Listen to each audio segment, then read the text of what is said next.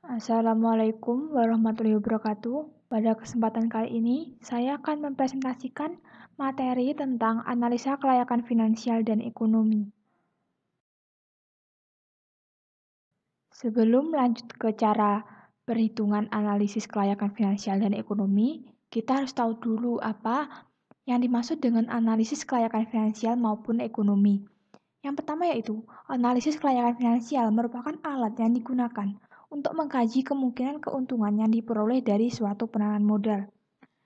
Menurut Husnan dan Suwarsono pada tahun 1997, tujuan dari analisis kelayakan finansial yaitu untuk menghindari keterlanjuran penanaman modal yang terlalu besar untuk kegiatan yang ternyata tidak menguntungkan. Sedangkan analisis kelayakan ekonomi merupakan kelayakan bagi semua pihak yang memanfaatkan, baik secara langsung maupun tidak, dari suatu pembangunan atau pengembangan suatu sistem transportasi. Beberapa nilai yang biasa digunakan sebagai parameter dalam menentukan kriteria penerimaan terhadap suatu investasi sehingga dapat diketahui layak atau tidaknya suatu proyek yaitu sebagai berikut.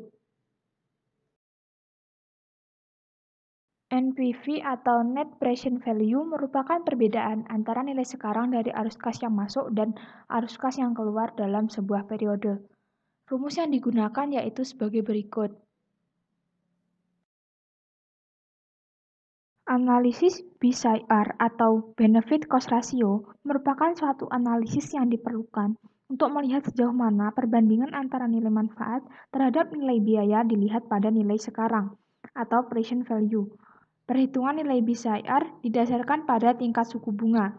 Jika nilai BCR pada suku bunga berlaku lebih dari 1, proyek dikatakan layak secara ekonomi dan dapat dikatakan layak untuk dibangun.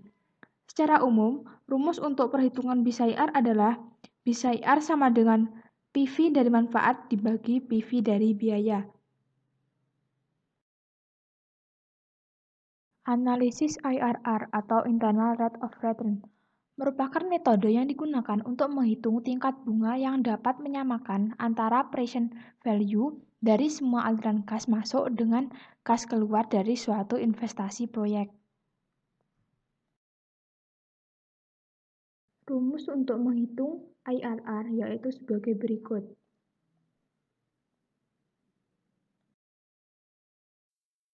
Langkah-langkah menghitung IRR.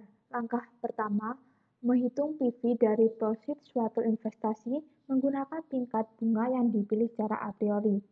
Langkah kedua, bandingkan hasil perhitungan PV dari proceeds dengan PV dari investasi. Langkah ketiga, jika PV dari proceeds lebih tinggi dari PV dari investasi, maka tingkat bunga yang lebih tinggi harus digunakan. Dan jika PV dari proceeds lebih kecil, maka tingkat bunga yang lebih rendah harus digunakan. Langkah keempat, ulangi langkah ketiga hingga mendapatkan tingkat bunga yang dapat menjadikan PV dari proceeds sama dengan PV dari investasi. Langkah kelima, pada tingkat bunga PV dari proceeds sama dengan PV dari investasi, NPV dari investasi tersebut yaitu Rp0 atau mendekati 0. Besaran tingkat bunga menggambarkan IRR dari investasi. Untuk menghitung Internal Rate of Return atau IRR, di mana proses suatu investasi tidak sama besarannya dari tahun ke tahun, maka dua tingkat bunga yang berbeda dipilih. Kemudian, dilakukan interpolasi untuk menentukan tingkat bunga yang mendekati rate yang sebenarnya atau secara singkat dapat digambarkan sebagai berikut dengan asumsi menggunakan dua tingkat bunga yang berbeda. Rumusnya yaitu sebagai berikut. Kemudian, kriteria kelayakan penerimaan investasi menggunakan IRR yaitu suatu investasi dinyatakan layak jika IRR lebih besar dari tingkat keuntungan yang dikehendaki. Metode IRR sebagai alat analisis untuk menentukan tingkat pengembalian investasi mempunyai kelebihan dan kekurangan. Kelebihannya yaitu yang pertama, menghindari pemilihan rate of return minimum yang diinginkan. Yang kedua, memperoleh rate of return yang sebenarnya. Yang ketiga, berdasarkan preferensi rate of return bukan sekedar selisih NPV. Yang keempat, tidak memiliki beban untuk menginvestasikan kembali. Sedangkan kekurangannya yaitu lebih rumit, terutama jika kas bersih tidak sama setiap periodenya. Yang kedua, harus menggunakan analisis sensitivitas. Analisis EIRR atau Economic Rate of Return merupakan tingkat pengembalian berdasarkan pada penentuan nilai tingkat bunga atau discount rate, di mana semua keuntungan masa depan yang dinilai sekarang dengan diskon rate tertentu sama dengan biaya kapital atau PV dari total biaya. Persamaan EIRR yaitu sebagai berikut. EI merupakan tingkat bunga saat NPV positif. I2 merupakan tingkat bunga saat NPV negatif. NPV 1 merupakan nilai sekarang menggunakan I1. NPV 2 merupakan nilai sekarang menggunakan I2.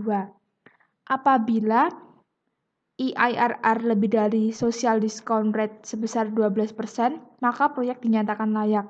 Tetapi jika EIRR kurang dari social discount rate sebesar 12%, maka proyek dinyatakan tidak layak.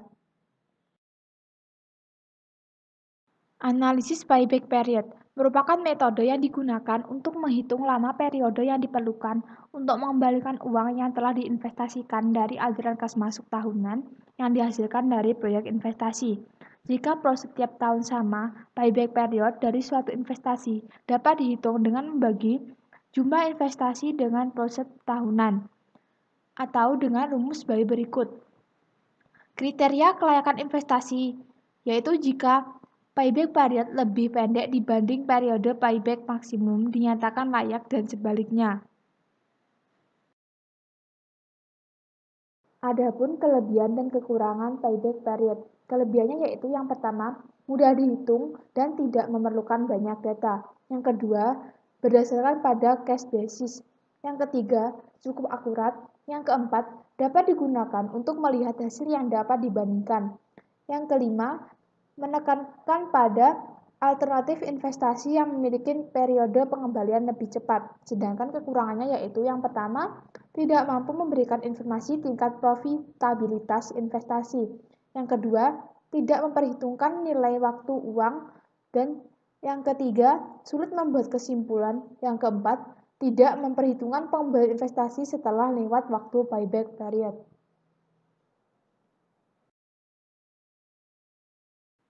Metode payback period cocok digunakan saat kondisi kecepatan informasi pengembalian investasi sangat penting, ketepatan perhitungan tidak begitu penting, dan resiko di masa depan diperkirakan cukup tinggi. Analisis Life Cycle Cost atau LCC merupakan suatu metode analisis teknis yang dikembangkan berdasarkan konsep ekonomi untuk mengevaluasi efisiensi jangka panjang dari beberapa alternatif investasi yang tersedia. LCCI bertujuan untuk melihat alternatif investasi mana yang memenuhi persyaratan kinerja yang ditetapkan dan yang dapat memberikan harga atau pembiayaan jangka panjang yang terbaik. Untuk memungkinkan analisis yang dilakukan memberikan hasil yang cukup rasional, Federal Highway Administration menetapkan bahwa periode analisis untuk LCCI di pekerjaan bidang jalan harus cukup panjang, setidaknya selama 35-40 tahun. Jelaskan apa yang dimaksud dengan analisis NPV mencakup analisis kelayakan ekonomi dan analisis kelayakan finansial dalam suatu investasi pembangunan infrastruktur. NPV merupakan perbedaan antara nilai sekarang dan arus yang masuk dan keluar dalam sebuah periode. Kelayakan ekonomi merupakan kelayakan bagi investor dan semua pihak yang memanfaatkan, baik secara langsung maupun tidak, dalam suatu pembangunan infrastruktur. Sedangkan analisis kelayakan finansial merupakan kelayakan keuntungan yang didapat investor dalam jangka panjang dari pembangunan infrastruktur tersebut. Untuk menghitung analisis kelayakan ekonomi dan finansial dapat menggunakan beberapa nilai seperti NPV, BCIR, IRR, dan PI. Uraikan cara penggunaan rumus analisis benefit cost ratio atau BCIR. Cara menggunakan rumus analisis BCIR yaitu didasarkan pada tingkat suku bunga. Jika nilai BCIR pada suku bunga berlaku lebih dari 1, maka proyek layak secara ekonomi dan layak untuk dibangun. Ukuran penilaian suatu kelayakan proyek menggunakan metode BCIR yaitu, jika BCIR lebih dari 1, maka proyek dikatakan layak untuk dikerjakan. Dan jika nilai BCIR kurang dari 1, maka proyek tidak layak untuk dikerjakan. Rumus yang digunakan untuk menghitung BCIR yaitu, BCIR sama dengan PV dari manfaat dibagi PV dari biaya. Sekian presentasi dari saya, ada kurang lebihnya mohon maaf. Wassalamualaikum warahmatullahi wabarakatuh.